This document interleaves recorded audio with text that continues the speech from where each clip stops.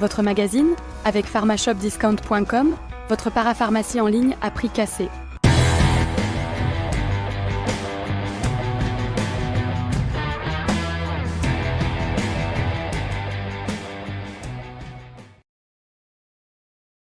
Tous, bienvenue à notre compagnie pour un nouveau numéro de Parlons Carcassonne 13 en direct du siège du club avec aujourd'hui comme invité Germain Maravez, le solide seconde ligne des U15 de l'Académie sportive carcassonnaise qui se sont brillamment qualifiés pour la finale de la Coupe de France qui devrait se dérouler le 28 avril prochain où on n'en sait trop rien mais ce devrait être en pays catalan. À ses côtés, Patrice Benos, son entraîneur, qui après une exceptionnelle carrière de joueur, notamment sous le maillot de Carcassonne 13 avant la SC donc, fait désormais profiter de son expérience les U15 de l'Académie. Et enfin, Alexis Escamilla, le capitaine de l'équipe élite de Carcassonne 13, qui disputera elle aussi une finale de Coupe de France. Elle, c'est sûr, ce sera Perpignan, à Brutus, Aimé Giral, on ne sait pas encore, c'est programmé pour le 28 avril également.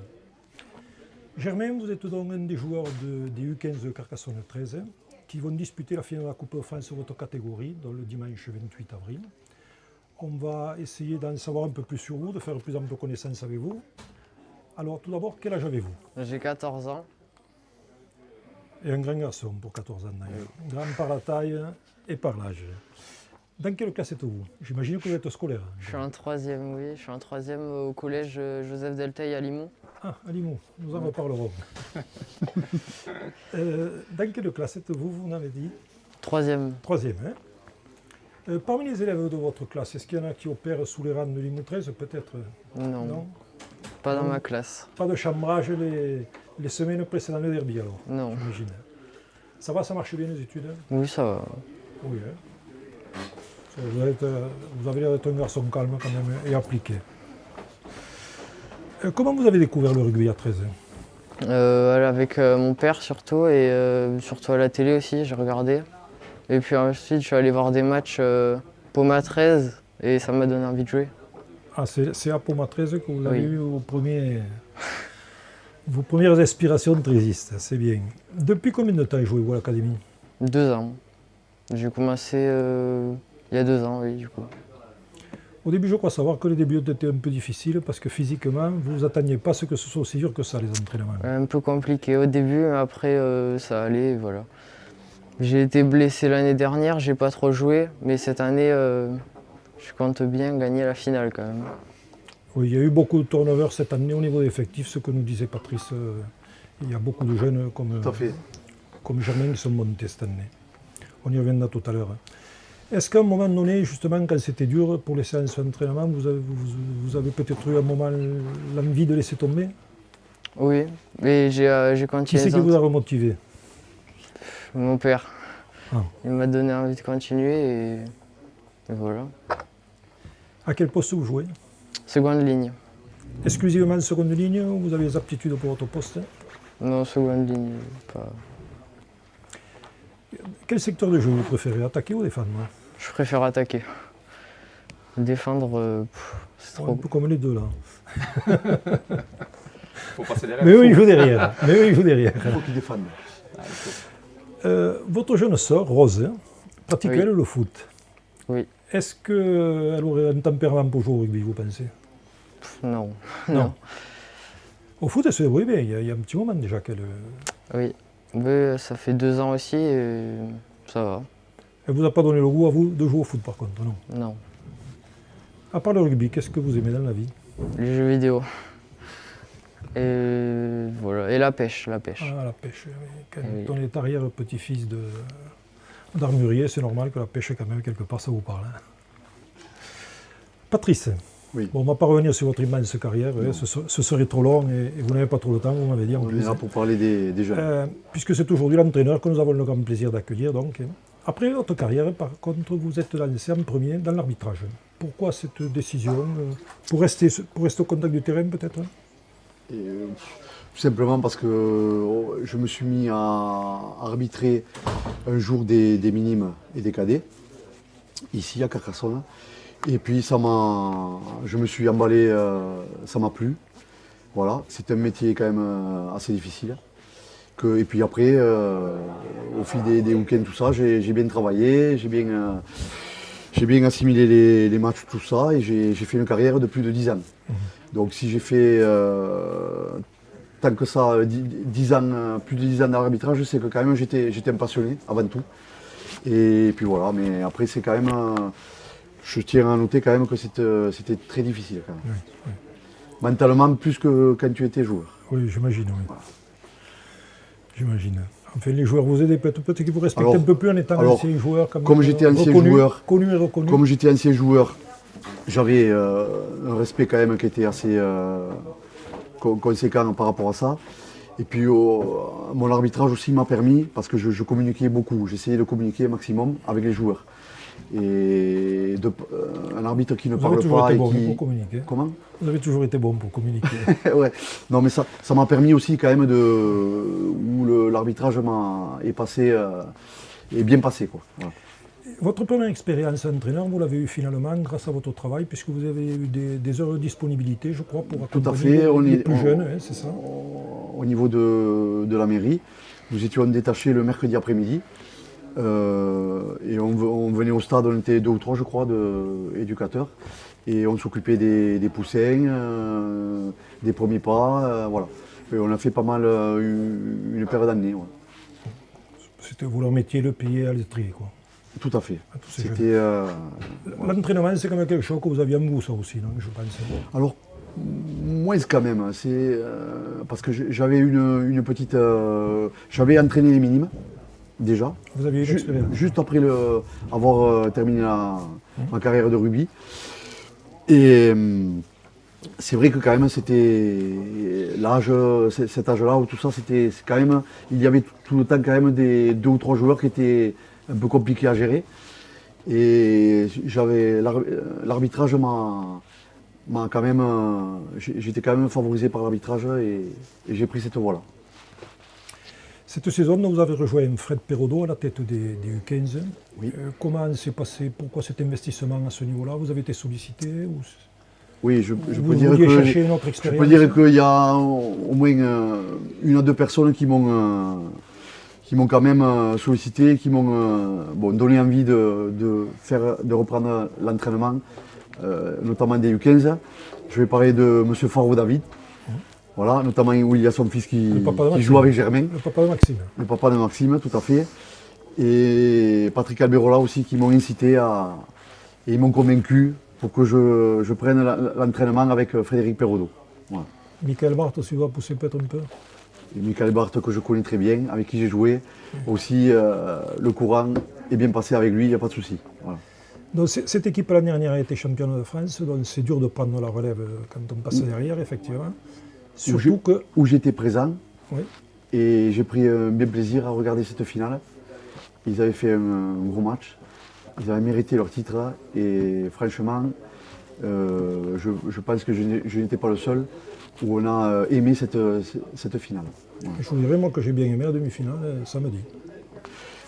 La demi-finale, nous en tant qu'entraîneur, on était un peu critique parce que il y a eu beaucoup de vent, mais on n'a pas trop joué quand même. Non, mais c'était pas évident, mais c'est sûr que c'était compliqué. Au milieu, quand même, ça défendait bien en face. Ils montaient très bien. La chose où on était très bien collectivement, c'est qu'on a bien défendu quand même. En défense, on a été quand même solidaires. Et sur ce point-là, il y avait beaucoup de positifs. Après, c'est sûr, il y a eu quelques fautes qu'il faudra travailler. Mais bon, le principal, c'était de rejoindre la finale. Voilà. D'autant que du groupe que vous avez cette année, donc, il n'y en a que 4 ou 5 qui restent l'an passé. Après, il y a beaucoup de nouveaux joueurs, vous m'aviez dit. Exactement. Comme il y a quelques premières années et des nouveaux joueurs qui ne connaissaient pas le rugby, voilà, qui partaient de zéro.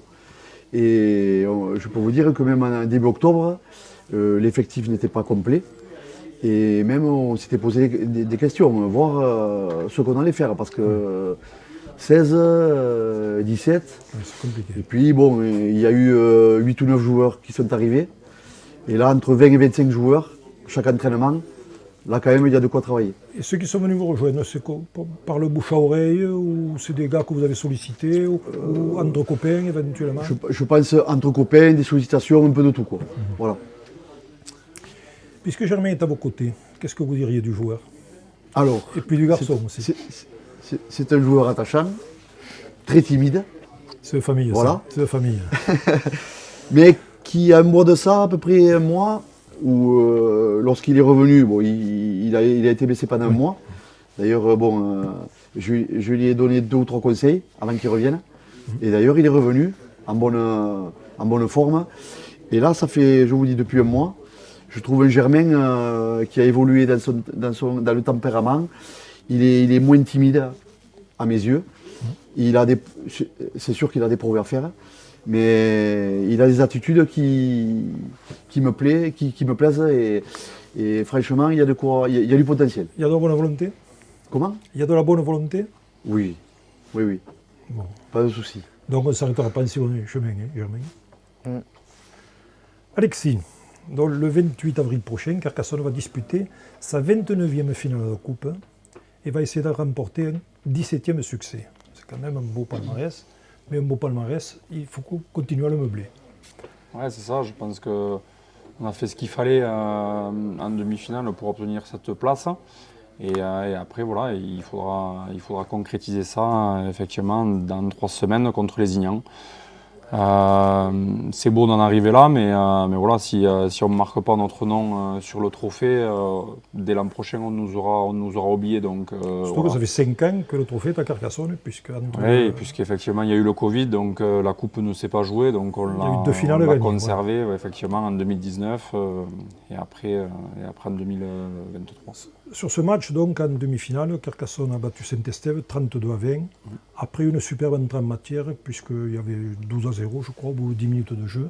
Vraiment, vous êtes rentré dans le match comme il fallait rentrer, à savoir ne pas les laisser eux rentrer dans ce match, pour ne pas avoir à leur courir après. Ouais, on l'a senti, je pense. Déjà, le club a fait le nécessaire pour qu'on parte la veille, qu'on puisse s'entraîner sur ce stade le samedi. Donc toutes les conditions étaient réunies. Après, on l'a tous senti, je pense, dès l'échauffement, où c'est que tout le groupe était présent, solidaire. On le voyait dans les regards. Quand on s'est réunis dans les vestiaires aussi, on a senti qu'on était concentré, mais après, il faut le concrétiser sur le terrain. Et je pense que oui, cette entame nous a fait du bien, a pu nous permettre de nous libérer un petit peu et de prendre le score. Après, ils reviennent un petit peu en fin de première mi-temps. Donc à la mi-temps, on a eu les mots justes et on remarque quasiment de suite. Une Donc, très bonne entame de nouveau. Exactement, avec un essai, je crois, en contre d'Herrero. Je ne sais pas si c'est celui-là. Mais, c'est le 80 mètres. Voilà, exactement. Donc voilà, après, on a un petit peu plus déroulé. Ils reviennent à la fin, ils marquent. On a été un petit peu souvent pénalisés. Il marque 3 essais à 8 minutes. Voilà, exactement. Et là où on prend un carton jaune, donc on était un de moins. Donc on a encaissé quelques essais à la fin. On avait peut-être un petit peu relâché, ce qu'il ne faudra pas faire justement contre les Ignans le jour de la finale.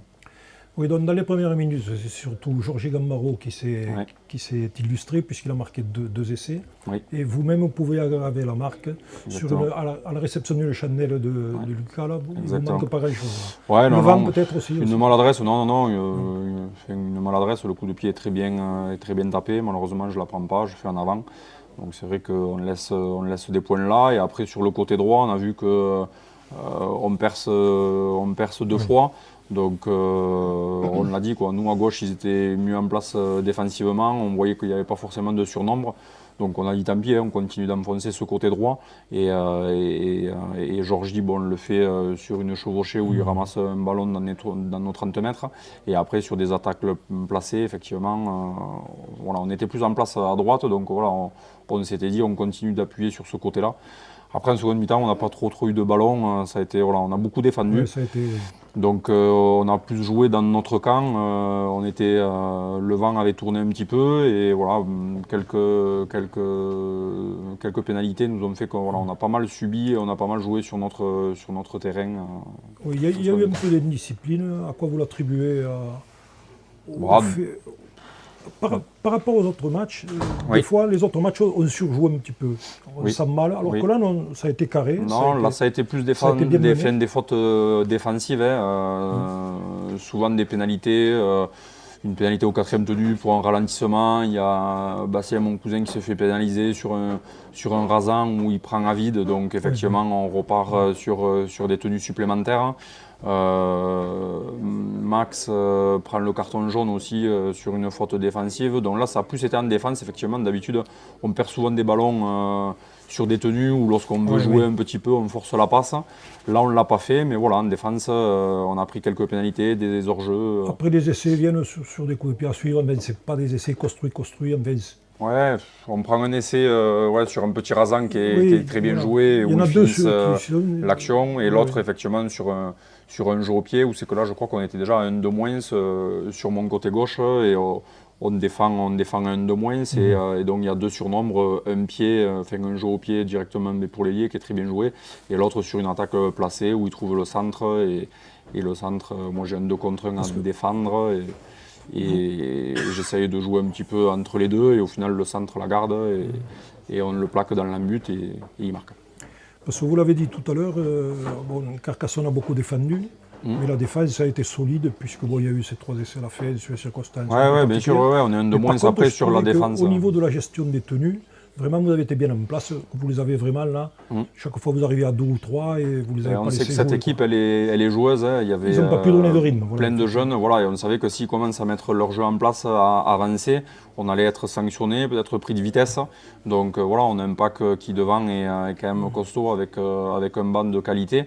Et donc le but c'était de les contrer devant, d'essayer de les faire jouer le plus lentement possible pour qu'on ait nous un petit peu plus de facilité à défendre. Donc je crois qu'à 13 c'est le nerf de la guerre. Ils n'ont pas trop pu emballer le jeu comme ils auraient voulu. Exactement. Donc c'est la défense, je pense que c'est un des points clés sur notre sport, et si on arrive à contrer un petit peu et à faire jouer le plus lentement l'équipe adverse, c'est plus facile pour nous de défendre. Germain, dans votre équipe, vous s'est imposé 26-10 contre Rieux-sur-Tête samedi. Bon, il y avait beaucoup de vent. Comment vous avez vécu cette rencontre, vous, personnellement? C'était difficile, mais c'est une demi-finale, c'est super cool à jouer. Après, il y a de la pression avant? Oui. Vous avez plus de pression que les autres matchs? Ouais, je suis tout le temps stressé avant les matchs, mais après, une fois sur le terrain, ça va mieux. Surtout que la moitié du public était venu pour vous. Et après, sur le terrain, c'est passé comment?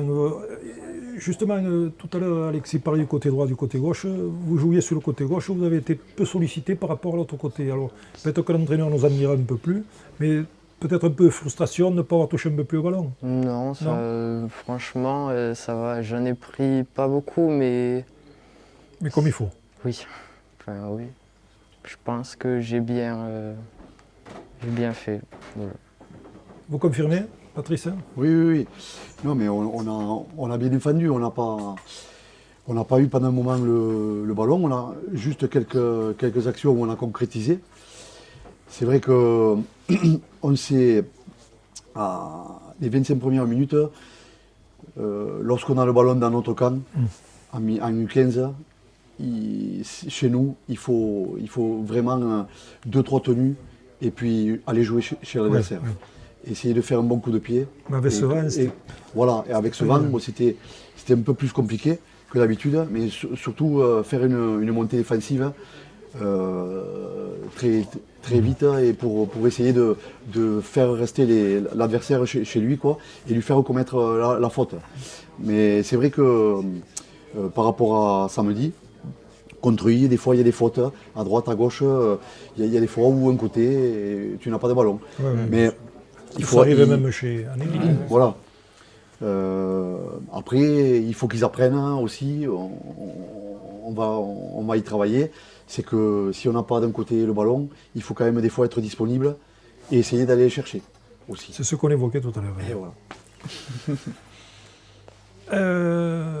Germain, à part vous dans cette équipe, est-ce qu'il y a un joueur qui est vraiment plus indispensable que les autres? Bon, c'est difficile de faire de la délation vis-à-vis des autres, mais enfin, il y en a quand même quelques-uns qui semblent sortir du lot. Oui, il y en a quelques-uns qui sont importants. Après, toute l'équipe est soudée, et si voilà, on est tous utiles. Donc, il y en a quelques-uns qui sont meilleurs que d'autres parce qu'ils en font depuis longtemps, mais on est quand même une équipe et du coup... C'est un collectif. Oui.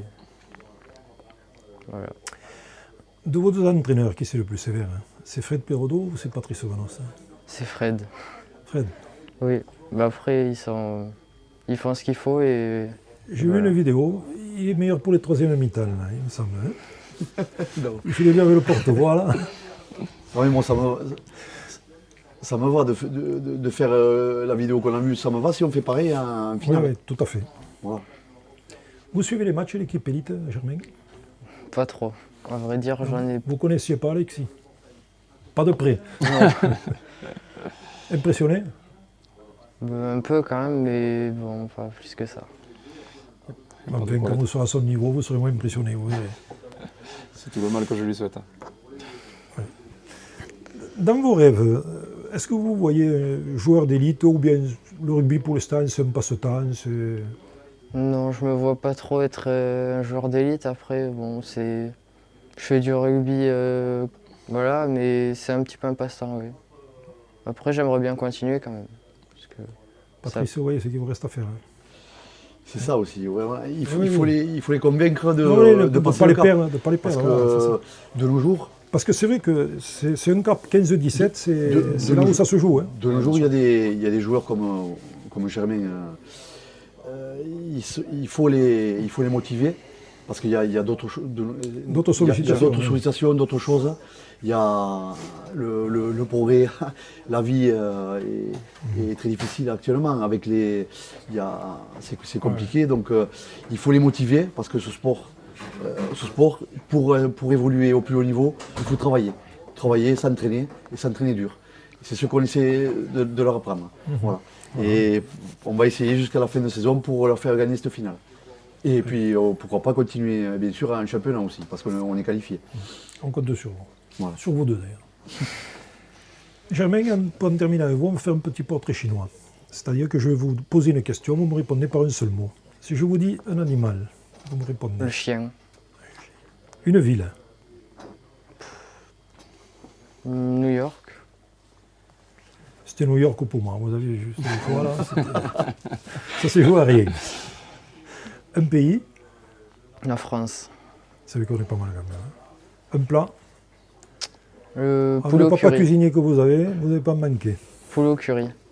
Comment? Poulet au curry. Un dessert, Tarte au citron meringue. et le boisson, Le coca, pour l'instant. oui. Une chanson, Je l'aime à mourir de Cabrel. Vous avez référence, c'est bien. À cet âge-là, c'est rare. Hein. Une voiture, Alors là, j'en ai aucune idée. Ferrari. Ferrari, voilà. Voilà. et le moment de la journée que vous préférez. L'après-midi. Et pour en terminer, qu'est-ce que vous appréciez le plus chez vos amis? Qui sont drôles. Patrice, Oui, donc on va revenir un petit peu sur ce match. Après, quand même, c'est vrai que la victoire n'a pas souffert de contestation parce que vous avez toujours été devant au score. Et on a senti quand même qu'il y avait une supériorité, notamment sur certaines individualités qui faisaient la différence. Il s'est bien battu, hein, puisqu'ils ont donné le corps à la science aussi. Mais je pense qu'il y avait plus de maîtrise aussi côté Carcassonne. ils nous ont embêtés un peu sur la montée défensive en fait. Sur les deux côtés là, ils montaient vite. C'est vrai que ça monte vite. Ils montaient vite, ça nous a perturbé un peu parce que voilà, ben, il a fallu quand même, on a quand même conservé pas mal de ballons sur les chaînes et pour se dégager, mais avec ce vent c'était difficile. Mais bon, quand même après, dès qu'on a eu le moment pour concrétiser, avec des joueurs qui font la différence, on a quand même, on était devant au score de 2 essais. Oui, oui. Et c'est vrai qu'après ça peut revenir très vite, donc il fallait être très vigilant. Et on n'était pas à l'abri qu'ils reviennent. Hein. Mais bon, on a enfoncé le coup en seconde mi-temps, là. Je crois que c'est l'essai je sais plus, de Noé, il me semble, Perraudot, où on a quand même fait là on était à l'abri. Voilà. Et à partir de là, Ils quand ont même, été peut-être plus disciplinés aussi que les Catalans. un petit peu plus aussi. On a été, Il y avait un peu plus de nous, tout. ça a été un peu plus sur Ouais, les fautes, sur un tenue, voilà. Mais la discipline, on y veille. Bon, moi, j'emmène mon expérience par rapport à l'arbitrage, et donc voilà, ça nous aide un peu, et je trouve qu'ils font ça bien. Notamment qu'ils réalisent bien les tenues, ils essayent de se relever vite, ils jouent vite. On les fait travailler autour de tenues, donc voilà. Il faut que ça continue, mais il faut que ça travaille encore plus dur parce que Je pense qu'une finale, on va retrouver notamment les Catalans. Et là, C'est le niveau de dessus, je pense que c'est un niveau dessus. Après, une finale, c'est une finale. Il reste 15 jours, 3 semaines à travailler. Pourquoi pas? On peut. Votre adversaire, vous ne le connaissez pas encore, puisque il y avait le quart de finale entre Bao et les Catalans. Tout à fait, ça a été rejoué. Oui. Ça a été rejoué parce que je crois qu'il y a eu un problème d'arbitrage au niveau d'un carton rouge. Il y a eu appel. Ça a été reçu positivement. Donc Bao Catalan, ça a été rejoué. Je crois sur Qui c'est qui a gagné? C'est 13 Catalans qui a gagné. Oui. Et ils doivent aller jouer à Toulouse Jules Julien. La demi-finale. On ne sait pas quand ils vont la faire. Parce qu'il faut qu'ils la fassent avant le 27 avril. Oui. Normalement. Et il n'y a pas 50 week-ends. D'accord. Là, ce week-end, il y a les intercomités en U15, les sélections. Auquel Donc, Germain va renforcer l'équipe de Montpellier, non? tout à fait, oui. Ouais, Demain, il y a c'est ça. entraînement, je crois. Et samedi et dimanche, ils font les phases finales, quoi. Voilà. Je le sais parce que je m'occupe des terrains pour qu'ils puissent notamment jouer dans de bonnes conditions. À Carcassonne. Voilà. Avec vos amis Fred Banquet et Marc Ballarin, vous avez repris en main il y a quelques années déjà l'association des anciens joueurs Oui, de Cal. Carcassonne. Voilà. C'est un engagement cet engagement pour vous, c'est un peu une manière de rendre au club ce qu'il vous a donné, peut-être quelque part, ce qu'il vous a apporté. Oui, tout à fait. Je crois qu'il fallait. On nous a demandé quand même de reprendre l'amicale. Bon, c'était un peu. On a discuté avec quelques anciens qui étaient présents. Claude Et ça- Galli. Claude Galli qui était Oui, venu chez exactement. vous, Voilà. Et il y avait pas mal d'anciens qui étaient quand même un peu saturés. oui, puis- Et il fallait faire, de la nouveauté. Et bon, on essaie de faire au maximum. On essaye d'inaugurer des choses. Justement, quelles sont les actions que vous mettez en place, hein?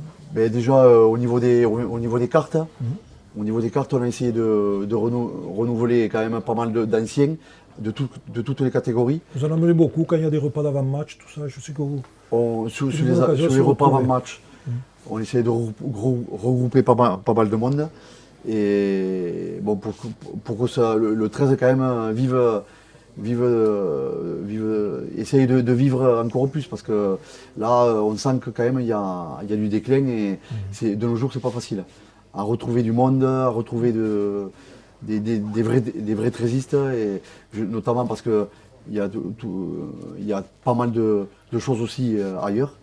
Et pas le rugby à 15, il y a d'autres sports et les gens s'éparpillent. Et je crois que le rugby à 13, ça devient compliqué. Oui, malgré les efforts faits par les joueurs, par les équipes aussi. C'est vrai que là, il va falloir trouver une solution, laquelle je ne sais pas, mais ça devient problématique. Notamment, je pense que les demi-finales se sont faites à Marseille. Je ne sais pas si Alexis, comment il a apprécié, il a trouvé cet endroit. Il a fallu retracer le stade la veille, parce que quand on est arrivé, nous, le terrain était tracé en rouge. Heureusement que vous y êtes allé. Heureusement qu'on y est allé. Le terrain était tracé en rouge, donc complètement illisible, quoi. On voyait pas les marques, hein, et jusqu'au soir, on nous disait non, ça va pas être retracé. Heureusement, hein, bon, mais la Fédé, après quelques appels, je pense, ont pu faire retracer. Donc ils ont surligné en blanc, donc ça faisait une couleur rose pâle pour les traces, donc pour les lignes, quoi. En tant qu'ailier, c'est vrai qu'on se réfère à la ligne blanche, quoi. Et quand il y avait cette ligne rouge, on ne s'y faisait C'est pas vrai qu'il du n'y a tout. pas de litige. Et c'est surtout qu'en plus, on ne la voit pas, même quand on était à 10-15 mètres de cette ligne, sur une ligne d'embut, on ne le voyait pas. Donc c'est vrai que quand on n'a pas de club dans ces villes-là, Oui, pour c'est organiser, compliqué ouais, d'organiser et de pouvoir déléguer peut-être à certains bénévoles la préparation d'un stade, la préparation d'une organisation. Donc c'est vrai que nous, je pense que c'est même certain, hein, si on ne s'était pas entraîné là la veille, ben, on aurait joué sur un terrain, ou alors il se serait peut-être réveillé malheureusement le matin même, enfin, je ne sais pas, et donc ça aurait été compliqué. Donc c'est vrai que de le faire là où c'est que des clubs sont structurés, alors j'entends effectivement qu'Avignon Avignon était en demi-finale, donc ça leur faisait plus proche aussi pour promouvoir, parce que Marseille a été une place importante dans le passé. Aujourd'hui, ça ne l'est plus, donc ils souhaitent peut-être revaloriser ça et attirer du monde là-bas. Mais c'est vrai que on est un sport où c'est qu'il y a beaucoup de clubs dans l'Aude, chez les Catalans et dans le Sud. Après, vous avez ceux qui vont vous dire que c'est bien justement d'aller dans des zones un petit peu éloignées. Nous, après on est joueurs, on nous dit d'aller où c'est que. Oui, vous allez où vous dire. Mais c'est vrai que je rejoins Patrice sur ce qu'il disait, même sur les jeunes, il y a beaucoup d'autres sports qui se sont ouverts, il y a beaucoup d'opportunités. Bon, il y a les jeux vidéo, il y a tout ça, et c'est vrai que ça soit pour les parents, de trouver des bénévoles, déjà c'est compliqué, trouver des encadrants, que les parents amènent les jeunes s'entraîner. Enfin, moi je vois beaucoup de joueurs qui jouent en première. Si mes parents n'avaient pas fait les sacrifices pour pouvoir m'emmener, quand j'habitais à Marseillette, m'emmener à Carca quand il n'y avait plus l'école de rugby à Marseillette 13, c'est monter à l'entraînement 2 fois par semaine, patienter 1h30 l'hiver. Si ça à un moment donné, il y a mes parents qui m'avaient dit non, on ne t'y amène plus, j'aurais peut-être décroché, je serais allé peut-être dans un club plus proche, dans un autre sport, et j'aurais décroché et je ne saurais pas où c'est que j'en suis aujourd'hui. Donc c'est vrai que c'est beaucoup de sacrifices, que ce soit pour les parents, les bénévoles, les encadrants, et c'est de plus en plus compliqué, je le rejoins entièrement. Patrice, vous avez été un des joueurs les plus brillants de votre génération. Et malgré ce, vous n'avez jamais décroché un titre sous le maillot carcassonnais, malgré plusieurs finales jouées, puisque vous en avez joué au moins 3. Donc, une avec Toulouse, c'était une finale de championnat, et 2 finales de coupe avec Carcassonne, c'est ça? Oui. C'est pour ça qu'on vous appelle le chat noir. Tout à fait, oui. Et ce chat noir qu'on avait l'an dernier, que vous nous aviez prévenu avant la finale contre Limoux, ça s'était fait chez Félix Vergès, je me rappelle. Et on avait dit, c'est peut-être pas une bonne intuition. Et d'ailleurs, ils ont et là, c'est parce qu'il y avait 3 semaines qu'on vous a dit venir. Sans ça, vous ne veniez pas. Non. On va voir en tant qu'entraîneur pour. Voilà. On va voir si ça continue, si ça persiste. Mais bon. Cette finale Carcassonne-Lézignan, vous, ça doit vous inspirer beaucoup de choses, puisque vous avez fait vos premières classes à Lézignan avant de rejoindre Carcassonne. Comment vous voyez ce match? Alors, Carcassonne est une équipe très solide physiquement, avec un jeu adapté sur le défi physique d'abord devant, et ensuite avec des joueurs comme Alexis Escarré, des joueurs rapides derrière, qui font la différence après. Mais les Ignans est une équipe très jeune et joueuse. Oui. Et comme le disait Alexis tout à l'heure, il ne va pas falloir qu'ils s'endorment et qu'ils fassent le même esprit contre les Catalans, et qu'ils les ont laissés revenir. Parce que Lézignan est accrocheur, et si jamais ils arrivent à s'accrocher avec ces jeunes, d'ailleurs, je pense qu'ils ont l'expérience en Narbonne, contre Limoux. On voyait Carcassonne favori, archi favori. Tout le monde, en unanime, c'était Carcassonne qui allait être champion. Et à la sortie, avec des actions qui ont des coups de pied, comme Alexis parlait à Marseille, qui a été bénéfique pour Limoux. Tous les rebonds. À la sortie, c'est Limoux qui a été champion. Donc voilà, un derby, une belle finale, Carcassonne-Lézignan, tout le monde l'attendait quand même. Et il y aura du monde. Il y aura du monde, mais je rajoute aussi que c'est dommage, parce que les minimes cadets, c'est pratiquement confirmé. Apparemment, serait prévu le samedi matin à Saint-Laurent de la Salanque. Et pas sur le même stade par rapport à l'équipe Fagnon. C'est quand même dommage. C'est bien dommage. Mais bon, voilà. Un petit mot que vous voudriez dire à Alexis, le capitaine heureux d'une équipe qui marche sur l'eau là depuis un petit moment. Qui profite de l'équipe qui dirige actuellement, avec de très bons joueurs. Il va faire une finale de Coupe de France, et j'espère ils en ont les moyens de faire une finale championnat. Qui profite et qui gagne ces 2 titres, parce qu'il le mérite amplement avec l'effectif qu'il y a. Il y a de la qualité. Et s'ils mettent les ingrédients, On supprime le chat noir et puis voilà. voilà, tout à fait. Alexis, vous êtes un jeune trentenaire. Hein, Oui. et malgré ce, vous continuez à progresser, comme vos statistiques et vos résultats le prouvent. Comme tout joueur, je pense qu'il n'y a personne qui est parfait. La vitesse, c'est quelque chose que vous aviez au départ, vous? Ça s'est travaillé un petit peu au sport-études. J'avoue que le sport-études m'a fait beaucoup de bien. Parce que ce soit sur la muscu, sur le développement. Sport-études. Ouais, non, mais c'est vrai que de passer de 2 entraînements semaine quand on est jeune avec un sport-études, de l'encadrement, on avait du coup 4 séances de plus, donc 2-3 en musculation. C'est là que j'ai attaqué moi la musculation, donc avec un préparateur physique, donc on ne fait pas n'importe quoi. On est préparé pour travailler les premiers gestes du coup à la salle pour ne pas se faire mal. Donc on travaille les jambes, on travaille le haut. Donc déjà là il y a un développement musculaire que d'autres joueurs n'ont pas à cet âge-là. Donc physiquement on se prépare.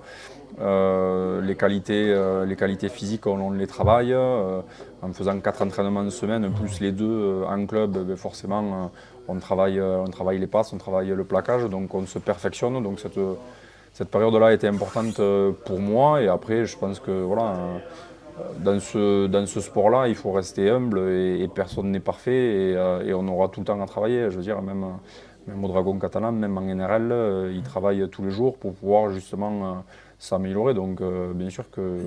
Il y a du travail, mais il y a aussi l'expérience, 12 années de nationale, quand même, qui doivent peser. Ouais, non, mais c'est sûr qu'après, effectivement, on en parlait avec certains joueurs, forcément, j'étais très stressé, on va dire, pareil, à son âge, parce qu'effectivement, on n'a pas cette expérience-là, et forcément, tous les matchs, on les appréhende, jouer les Catalans, jouer des gros matchs, on n'a pas cette habitude-là. Et au fur et à mesure des années, cette expérience, ce stress-là, on l'assimile un petit peu mieux. On a une préparation, on a une routine, et donc on est moins stressé sur ce genre de match-là. Donc l'expérience apporte beaucoup. Oui. Vous apprenez toujours, là? Vous avez conscience encore d'apprendre? Bien sûr, on apprend toujours, et je trouve que c'est important aussi d'avoir des jeunes et de la formation, parce que à un moment donné, ça met un petit coup de boost aussi en se disant ça pousse derrière, et du coup ça donne envie de s'entraîner, de partager, de transmettre. Donc bien sûr on en apprend tous les jours, on a des entraîneurs pour ça, et on fait de la vidéo individuelle, on a les stats collectives pour voir à un moment donné si on était en forme le jour du match, si on a les stats qui vont bien. On ne peut pas trop tricher là maintenant, c'est vrai que... Non, on ne peut pas trop tricher, mais c'est surtout que c'est chouette, parce que ça permet de faire un état des lieux un petit peu après chaque match, de se dire... autocritique, et de pouvoir se dire, des fois on pense avoir peut-être pas suffisamment pris de ballon, comme il disait, parce que ça n'a pas joué de notre côté ou autre, et au final quand les stats sortent, on se rend compte qu'au contraire, du coup on a fait avancer l'équipe, et inversement des fois sur certains matchs on se dit waouh, j'ai pas mal avancé. Au final quand on regarde les stats, on se dit finalement, comparé aux autres joueurs, j'ai peut-être moins brillé, moins performé, donc du coup ça nous permet de pouvoir s'auto-évaluer. Bon, pour ce qui est de briller cette saison, je crois qu'on ne peut pas se plaindre de vous, puisque vous en êtes à 16 réalisations, à égalité au classement des marqueurs avec Morgan et Escamé. Ouais, cette année, ça a plus... Qui est quand même une référence en la matière, Morgan. Oui, il avait fini meilleur marqueur déjà l'an dernier, donc forcément, c'est plaisant. Et quand on joue ailier, après, voilà, c'est des stats individuelles. Moi, ce que je veux, c'est gagner des titres. Après, le reste, si je ne marque plus jusqu'à la fin de la saison, et qu'on finit avec un titre ou nous deux, c'est ça le principal aujourd'hui. Donc il est possible que la décision pour déterminer le meilleur marqueur mais il y a encore se fasse pour vous, entre vous et Morgan, se fasse samedi contre Villeneuve. Ouais, il y aura ce match. Après, mais il y a Albi qui doit jouer, il y a Pedrero qui est derrière, et les autres qui sont pas loin. Vous savez, il y a des matchs où c'est que vous allez en marquer 5, et il y a des matchs où c'est que vous n'allez pas en marquer. Donc le classement, franchement, on se titille avec Morgan parce que ça nous fait plaisir, mais au final, même si c'est... Vous le pensez capable, sur un 2 contre 1, de ne pas vous donner le ballon? Il faudra lui demander ça.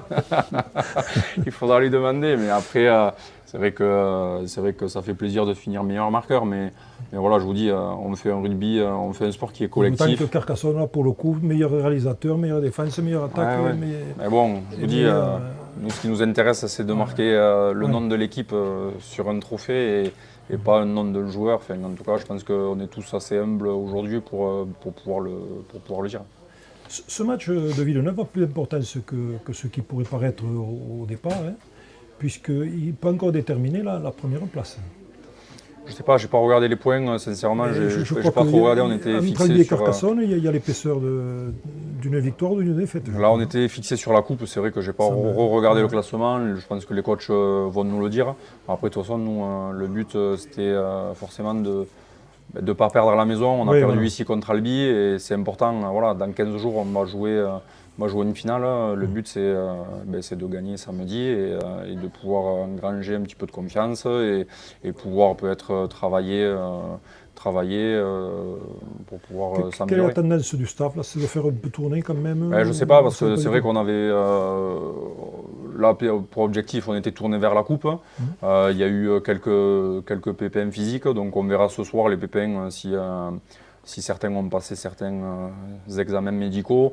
Donc certains seront mis au repos et après, voilà, ça sera au coach d'annoncer le groupe. Je ne sais pas s'il compte faire tourner ou pas, il est trop tôt encore dans la semaine pour pouvoir en parler. Un petit mot également sur la très belle saison du Var, qui s'est qualifié directement aussi pour les demi-finales grâce à sa victoire à l'Escure. C'est une équipe aussi qui avait subi pas mal de modifications au sein de l'effectif pendant l'intersaison. On ne s'attendait peut-être pas à la trouver à pareille fête. Et puis finalement, les jeunes Carcassonnais qui ont passé le pas, ont peut-être apporté un peu de fraîcheur et a compensé le départ de certains étrangers qui étaient des garçons d'expérience. Ouais, je pense que c'est très bien d'avoir cette équipe réserve. Il y a certains joueurs qui peut-être à la sortie des juniors n'ont pas encore l'expérience, n'ont pas les qualités pour passer directement en équipe première. Et on en parlait, du coup ça peut être compliqué de certains joueurs, s'il n'y a pas ces équipes-là, de pouvoir les conserver. Donc est-ce qu'ils peuvent arrêter et ne plus les retrouver après? Est-ce qu'ils partent dans un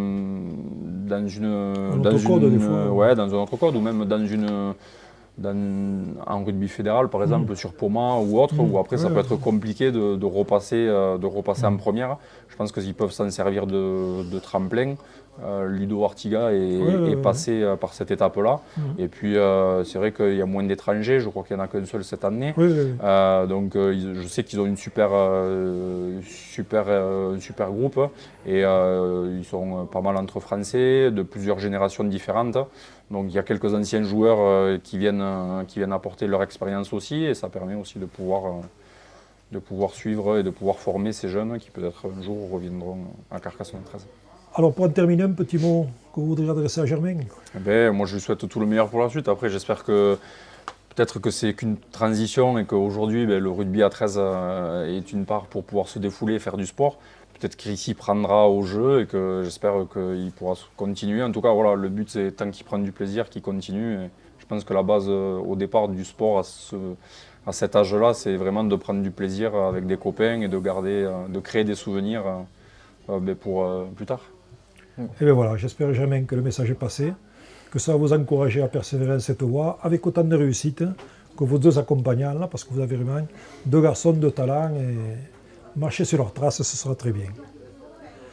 Voilà, et bien écoutez, je vous remercie d'avoir participé à cette émission et à vous tous, je vous donne rendez-vous jeudi prochain, même heure, même programme, pour de nouvelles aventures en jaune et noir. Bonsoir. Bonsoir. Magazine avec pharmashopdiscount.com, votre parapharmacie en ligne à prix cassé.